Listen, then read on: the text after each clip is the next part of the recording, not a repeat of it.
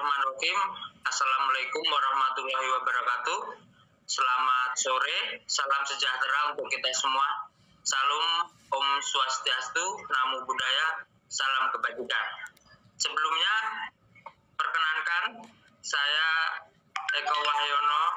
Saya adalah mahasiswa Prodi Fisioterapi dari Universitas Binawan.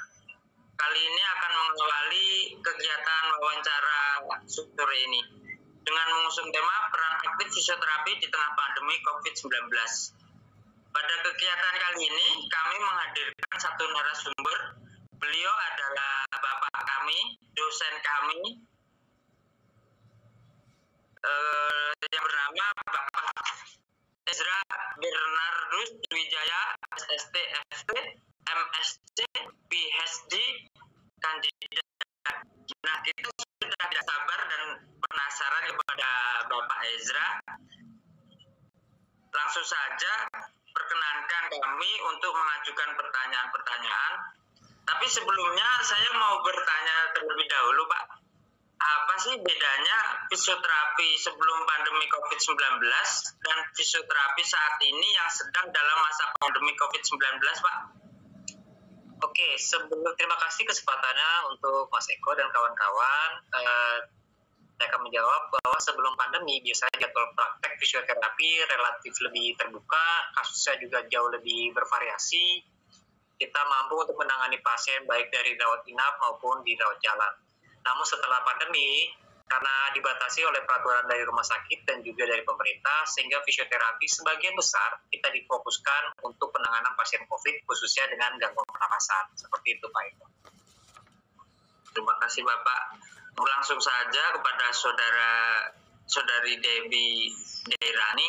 Waktu dan tempat kami persilakan. Selamat sore Pak Ezra dan semuanya. Perkenalkan, nama saya Debbie Deirani. Mohon izin Pak untuk memulai wawancara ini. Pada kasus pasien COVID-19, sering menunjukkan gejala yang sudah dimengerti seperti batuk yang berdahak, pilek, demam tinggi, dan sesak nafas. Terkadang seseorang menganggap orang yang sesak nafas terkena COVID-19 juga. Padahal sesak nafas banyak macam-macamnya. Pertanyaannya adalah, tindakan apa yang dilakukan fisioterapi dalam menangani pasien yang terkena sesak nafas? Dan apakah fisioterapi memberikan obat juga, Pak? Oke, tindakan yang bisa dilakukan oleh fisioterapi untuk penanganan pasien terkena sesak nafas, tentu kalau pengobatan itu harus sesuai dengan resep dokter. Kita tidak punya hak atau tidak punya kemampuan untuk memberikan obat. Karena prioritas fisioterapi itu meningkatkan jalur pernafasan melalui terapi uap atau nebulizer atau dengan pemberian obat. Lagi-lagi obat ini harus dari resep dokter atau bisa menggunakan dengan garam steril atau salin untuk antibiotik ya. Setelah pemberian terapi uap, kemudian fisioterapi, baru kita lakukan latihan pernafasan. Yang paling sederhana adalah boosted breathing. Pertanyaan yang kedua, Pak. Berapa lama frekuensi pernafasan manusia setiap menitnya dan apa pengaruhnya cepat dan lambatnya frekuensi? Nah, berdasarkan dari New York State Department of Health, salah satunya mereka membagi pernafasan itu berdasarkan dari usia. Kenapa usia? Karena fisiologi pernafasan berbeda-beda di setiap tingkat usia. Contohnya untuk misalkan bayi atau yang baru lahir itu butuh pernafasan 30-60 kali per menit. Namun ketika kita dewasa saat ini, kita cuma membutuhkan 12 atau 16 kali per menit. Selanjutnya Pak, pertanyaan yang terakhir. Kenapa volume udara dalam paru-paru selama pernafasan tidak tetap? Nah, itu tergantung lagi pada aktivitas orang tersebut. Ke dalam kegiatan normal, tanpa aktivitas fisik berat seperti olahraga, contoh hanya duduk atau tidur, volume paru-paru itu biasanya kita bilang di area tidal atau tidal volume biasanya. Nah, beda kalau kita melakukan aktivitas berat, contohnya berolahraga, jogging, atau berlari, maka terjadi peningkatan kenaikan volume inspirasi dan ekspirasi. Kalau pasien COVID, itu terjadi penurunan kapasitas paru-paru, biasanya bisa total. Nah, ini disebabkan oleh rusaknya jaringan sel di paru-paru akibat infeksi virus, belum lagi disebabkan oleh sel imun yang menggila, yang kita sebutkan sebagai badai sitokin. Ini menyebabkan peningkatan pus, nanah, dan sisa-sisa sel yang mati di paru-paru. Nah, ini yang menyebabkan sesak nafas yang disebabkan oleh penurunan kapasitas paru-paru. Oh begitu ya Pak, volume paru-paru pada pernafasan itu tidak tetap dan penanganan fisioterapi pada pasien sesak nafas dengan memberikan latihan push lip breathing dan pemberian terapi uap. Terima kasih banyak Pak atas ilmu yang telah Bapak berikan. Mohon izin Pak, selanjutnya teman saya Eko Wayono yang ingin mengajukan pertanyaan. Sebelumnya mohon izin Bapak, saya sedikit cerita terlebih dahulu. Saya memiliki keluarga yang tinggal dalam satu rumah.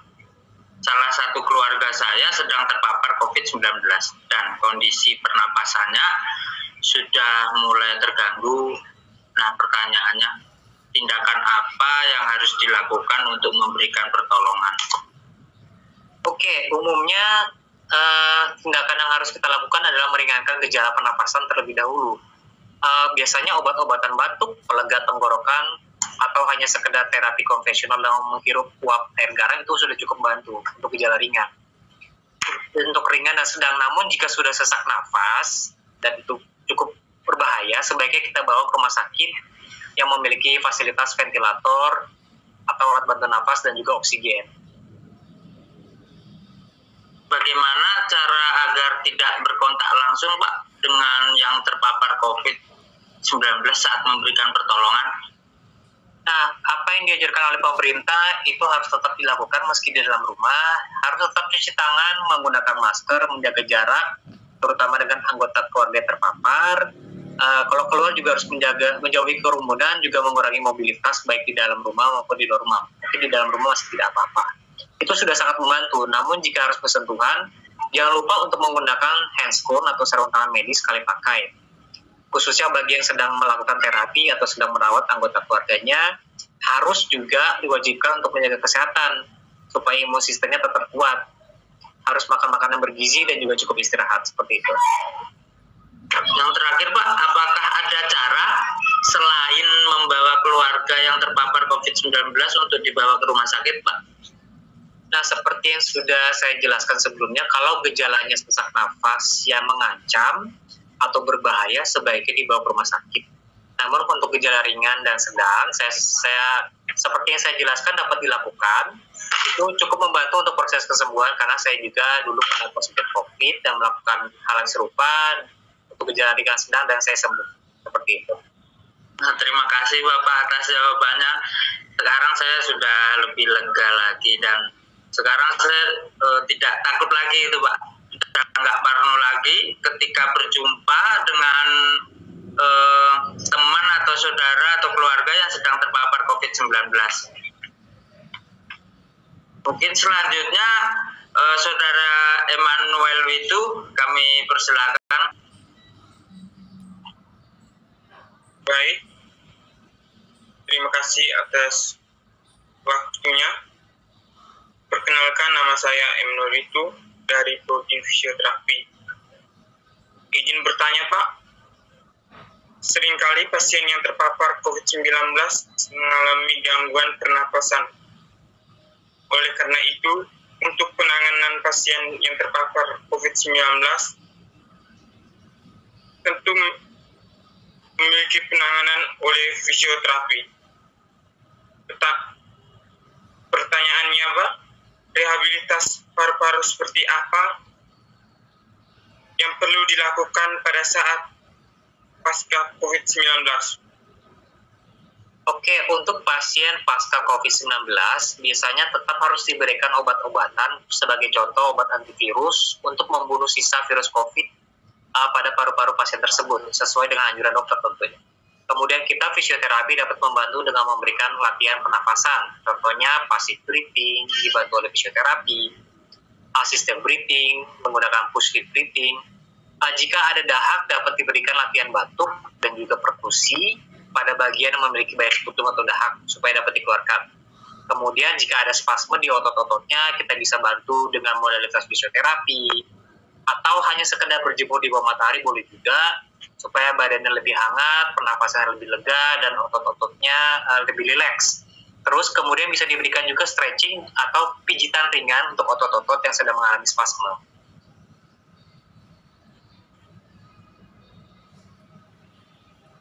Pertanyaan berikutnya, Pak.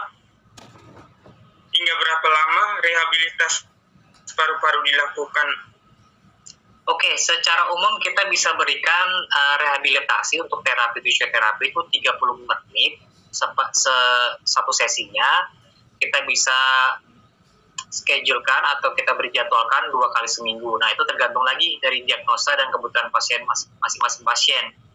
Kalau misalkan keadaannya stabil, belum terlalu stabil, kita harus lakukan intensif setiap hari, ya pasti dengan pengawasan fisioterapi dan juga anggota keluarga.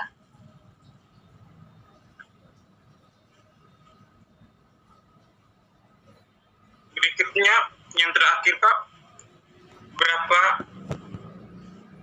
Berapa jam jangka yang diperlukan dalam sehari, dan olahraga apa yang harus dilakukan pasien dalam merehabilitas paru-paru? Oke, seperti yang saya sebutkan sebelumnya, mungkin 30 menit 2 kali seminggu itu sudah cukup gitu. Kemudian latihan yang kita bisa berikan bisa boleh latihan aerobik atau sekedar jalan pagi, itu lebih baik. Tapi juga harus diawasi oleh profesional fisioterapi dan anggota keluarga. Takutnya ada gejala kambuhan seperti sesak napas.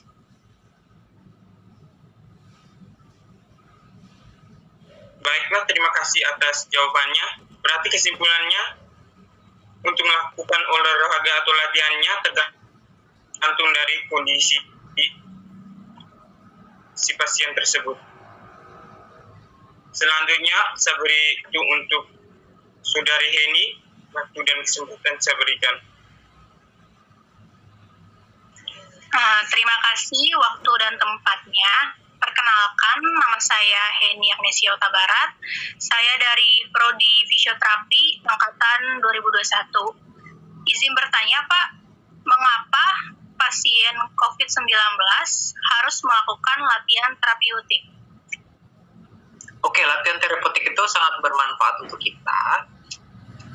Itu merupakan latihan yang merupakan aktivitas olahraga untuk pergerakan tubuh untuk meningkatkan kesehatan dan juga kesegaran tubuh. Contohnya seperti latihan beban atau latihan aerobik. Nah, itu untuk menjaga fungsi paru-paru. Kenapa sih harus diberikan kepada pasien COVID? Tentunya untuk memulihkan fungsi pernapasan, sehingga kebutuhan oksigen dalam pasiennya itu terpenuhi, dan juga terapeutik itu bisa meningkatkan juga sistem imun di pasien tersebut.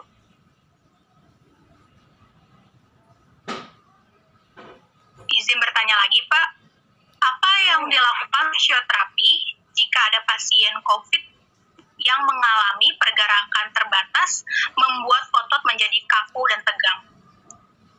Nah, untuk pasien dengan bed rest lama yang punya kekakuan otot, biasanya kita bisa mulai dari stretching atau lakukan stretching, boleh dengan fisioterapinya, boleh dengan pasiennya. Kemudian kita bisa mulai dari passive movement, fisioterapi menggerakkan otot-otot tubuhnya. Kita bisa lakukan active assisted, active exercise, sehingga nanti kalau pasiennya sudah oke, kita bisa berikan beban supaya otot-otot yang tadinya sudah lemah bisa pulih lagi dan kuat lagi.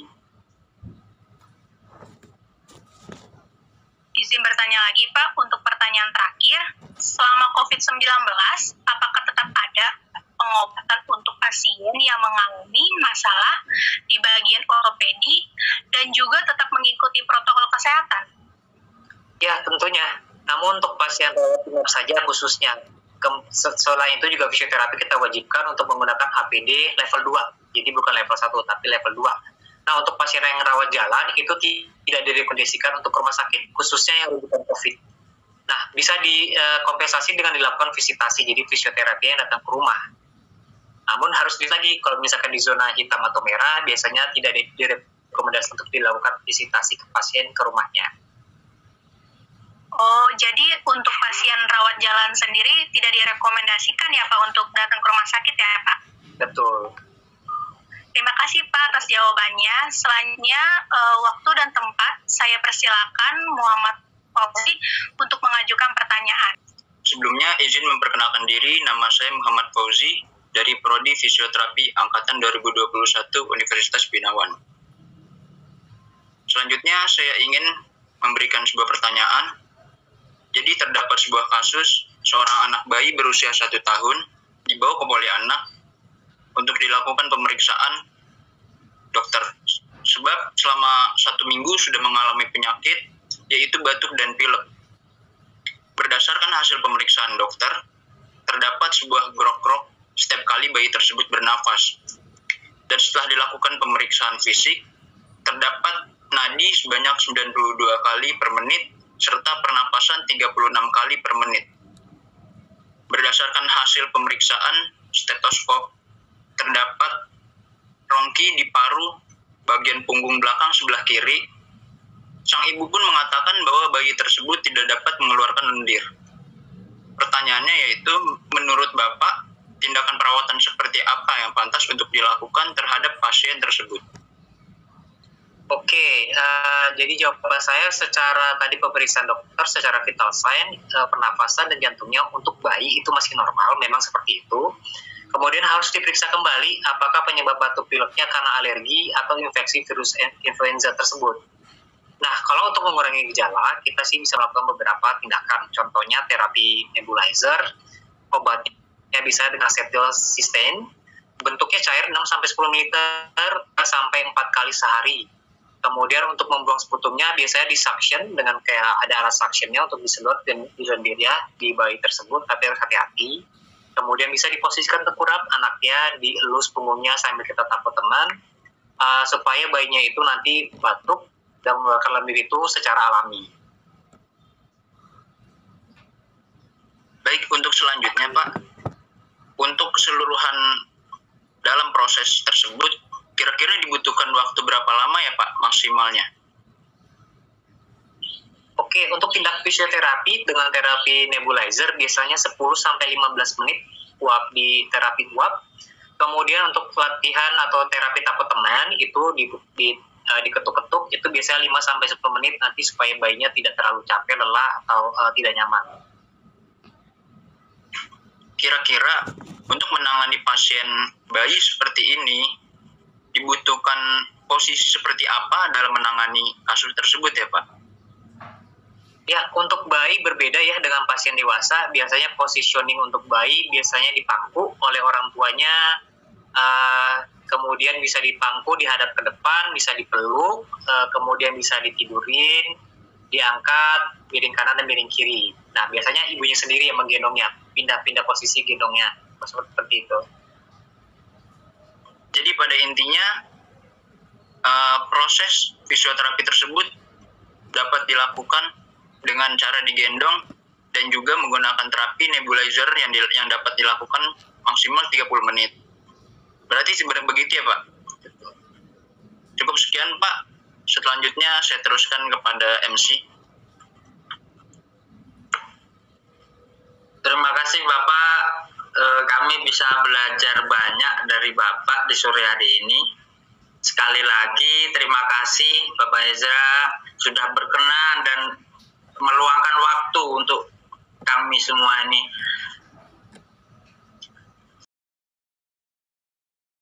Apa harapan Bapak untuk fisioterapi Indonesia, khususnya kami selaku mahasiswa fisioterapi?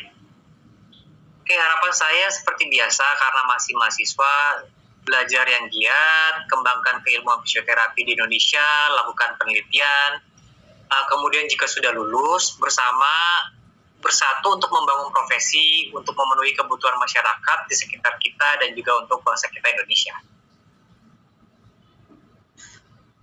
Luar biasa Bapak. Tiba sudah di penghujung acara kali ini, kami mengucapkan mohon maaf sebesar-besarnya apabila ada tutur kata kami yang salah atau kurang sopan. Mohon dibukakan pintu maaf yang sebesar-besarnya Pak. Akhir kata, wassalamualaikum warahmatullahi wabarakatuh.